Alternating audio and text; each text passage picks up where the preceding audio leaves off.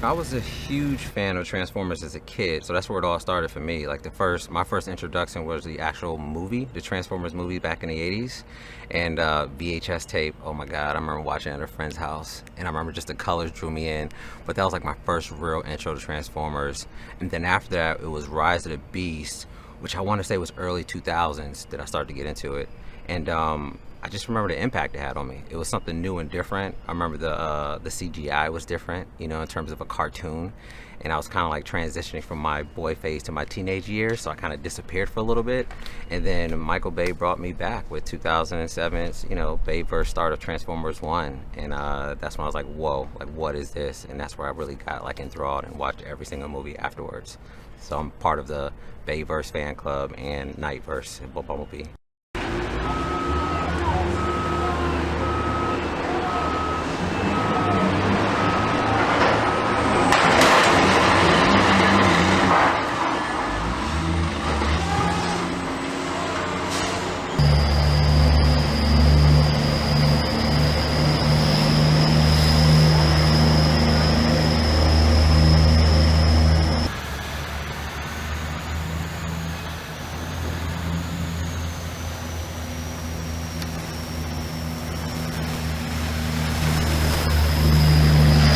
Movie's Transformers Rise of the Beast technically is Transformers like 7, right? And so you're always trying to find unique ways for the humans to interact and or meet the robots. And so in this particular case, I thought it'd be interesting if we flipped it on its head a bit, right? And so you have Noah, this character who thinks he's about to steal a car, and turns out he's getting stolen by the car. He goes on this wild cop car chase through New York City, which was really hard to shoot by the way, in terms of a car chase sequence. And while he's going through this chase, he's starting to build a relationship with the car, even though he hasn't seen or met Mirage, the robot, yet. And so if you take a look at that sequence, we're really diving into their relationship and building this sort of unique back and forth as they're talking to each other, even though he's never even heard Mirage, aka Pete Davidson's voice yet. And so he's interacting just through the driving itself, so we get a glimpse of Mirage as a character with his driving technique. He rides fast, he's a little bit of a showboat, the way he turns corners, he's a risk taker. You know, you can see he's kind of like the rebellious Autobot, so to speak.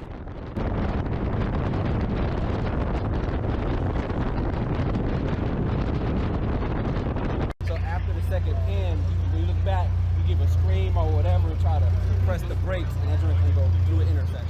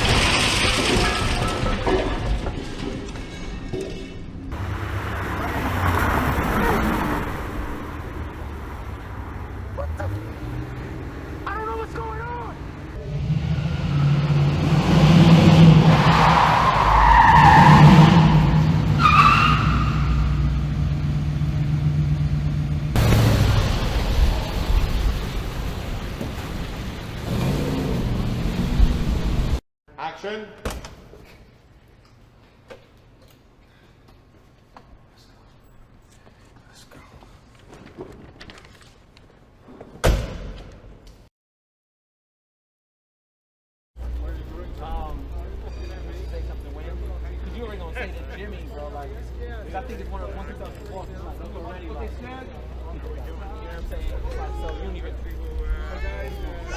I'm Anthony Ramos. I play Noah in Transformers: Rise of the Beasts. I've been a fan of the franchise. Yes, I've seen every movie, and I watch Beast Wars I think it was Saturday or Sunday, on TV.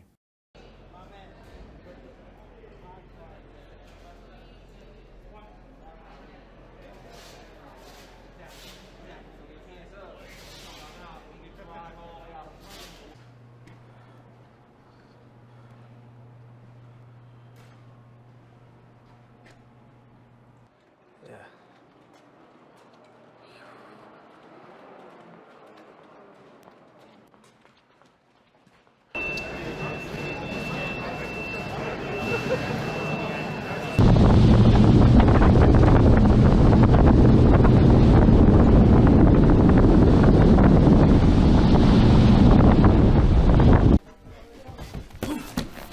Nice. Really cool. This movie's been challenging physically. I mean, emotionally too. Like, again, we want to bring not just the action to this. We don't want just the action to be dynamic and exciting. And a part of that, you know, really, a part of that was, one, I wanted to do my own stunts. I was like, as many of these stunts as I can do, I'm gonna do them. And number two, it was like every single scene matters. There's no scene that does not matter. Every word matters. Every line matters. Like, you know, again, something I love about Steven is he doesn't waste a word, not a moment, anything. Like, even if there aren't lines, there are lines. There are things happening. You know, where are the characters at emotionally all the time? Because the emotions they're gonna drive the actions. You know, the emotions are gonna drive the action in the film, right? This character's angry, this character's sad about this, so they're gonna fight, or this happens, or whatever. Or this person's gonna retreat. They're gonna hope, right? So it's all about where we're at emotionally, and we lead with that. And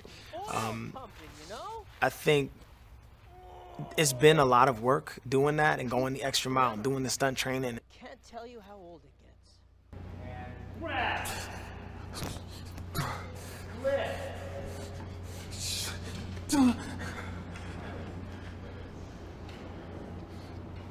Who are you, human? I'm nobody. I ain't even seeing nothing. I mean, I'm not even seeing anything right now.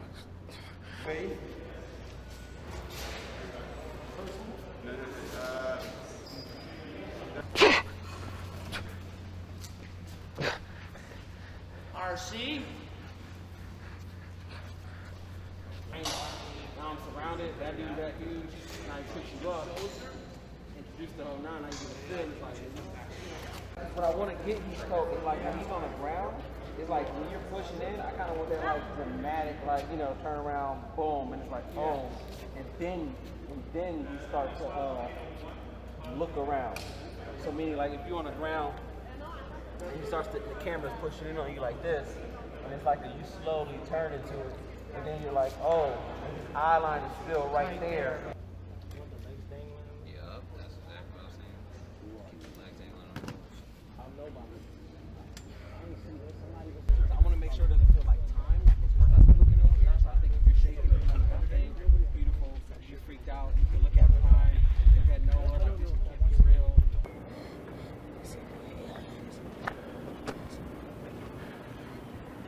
So I play Elena Wallace, and fun fact for all you Brooklynites, Biggie fans, Biggie's last name is Wallace. He's Christopher Wallace. So I'm really excited that we got a little Biggie up in there. Elena Wallace is her name, and she works at the museum. She's very curious. She's kind of being a bit held back by her boss, and so she takes her life into her own hands when she sees a sculpture.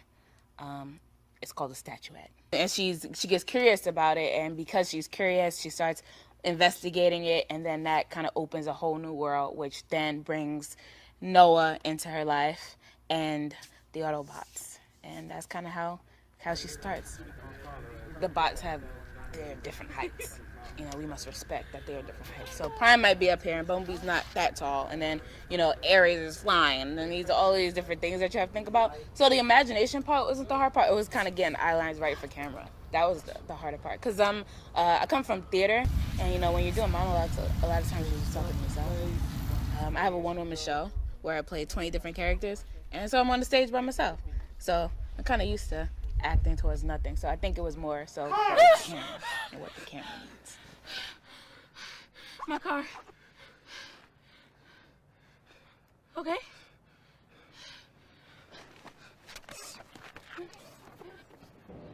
I just found out that aliens are real and almost died like 6 times. Stupid question. Stupid question. Slowly comes back up. Not you. She takes off.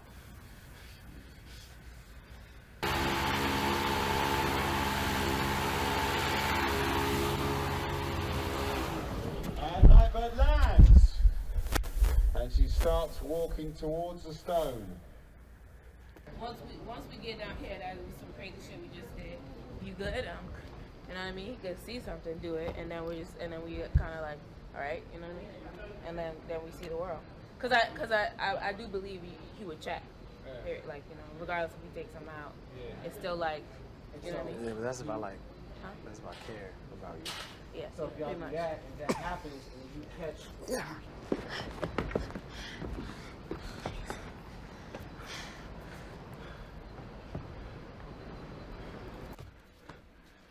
We found some sort of opening to a cave in. Wait, did you just call me Sonic? I think there's a temple.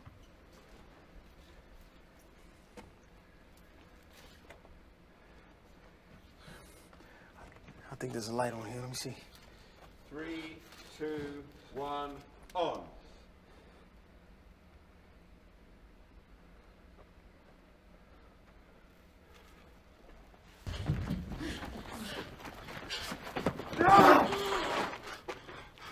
Do something.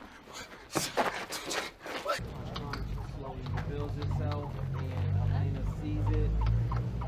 Her running. Roar. Shoot. Go! She whispered it. Cut.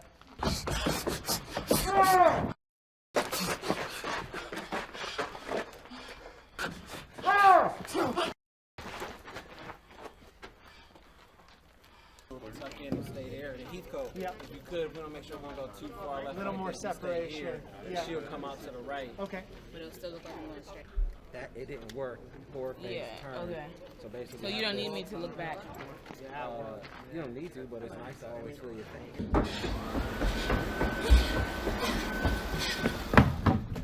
Action!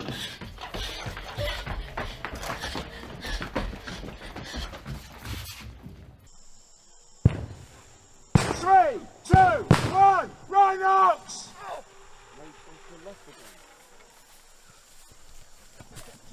To the middle of the. Perfect. We got to shoot in Peru, and we shot in Machu Picchu. We shot in Tarapoto, you know, which is the Amazon, and then we shot in Cusco, which is the capital of the Inca people, right? And like it just felt, you could feel a different kind of energy in Peru. It felt there was a power there, you know. There was this mystical thing that I feel Peru has that you can't explain to people unless they go.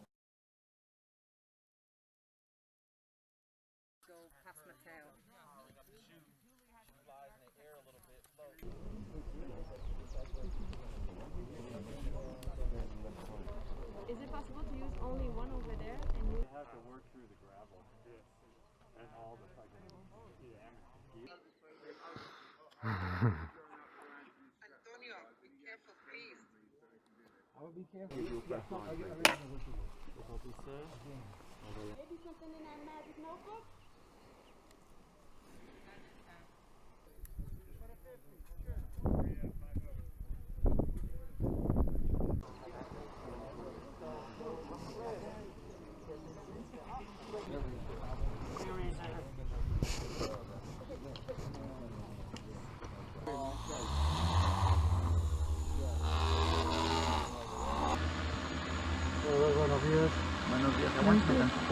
Yeah.